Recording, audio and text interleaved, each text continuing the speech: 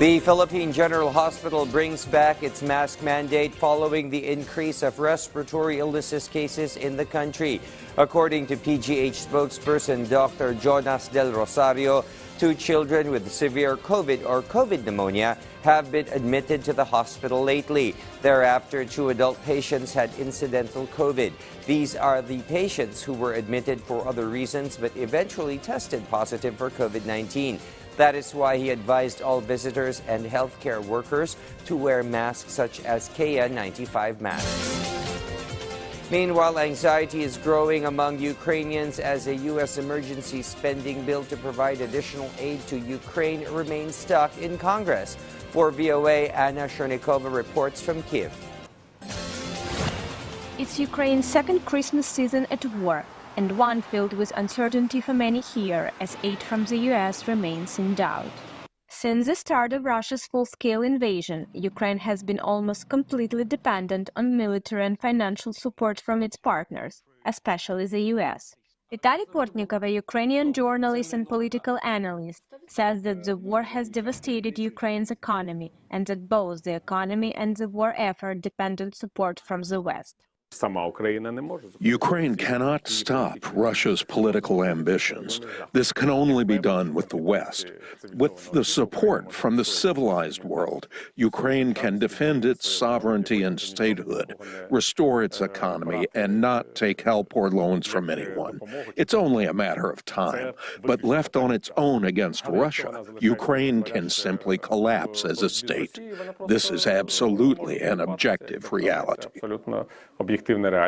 As Ukraine's leadership works to persuade its friends to keep sending the support it needs, on the streets concern grows.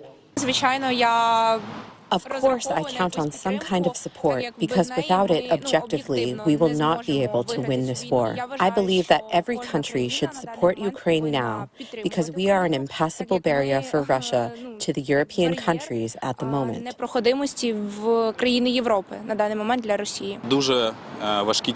Very difficult times are coming for Ukraine, and it will be very sad if all this turns in a completely different direction than we were already prepared for.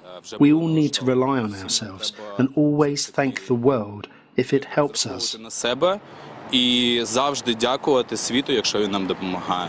As the U.S. Senate prepares to vote on the aid package, many Ukrainians brace for what could be an especially uncertain new year. Anna Chernikova, VOA News, Kyiv.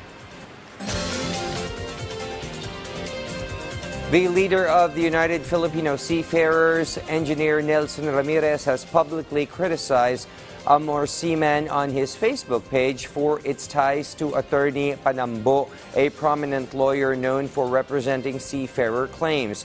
Amor Seaman has been notably active in recent policy debates on the Magna Carta for seafarers, challenging key provisions more vigorously than many seafarer unions and employers. Various labor groups, including the National Association of Trade Unions and the Association of Marine Officers and Ratings, or Amor Seaman, have opposed the escrow provision in the Magna Carta. Despite presenting itself as a seafarer union, Amor Seaman is not an officially recognized labor union and lacks a collective bargaining agreement on any ship employing overseas Filipino workers. Sources from the NLRC, NCMB, and the DMW confirmed the active involvement of lawyers Panambo and Gorecho in seafarer claim cases. It underscores the importance of a comprehensive legal framework that protects the interests of seafarers and employers aiming for a fair and ethical maritime industry.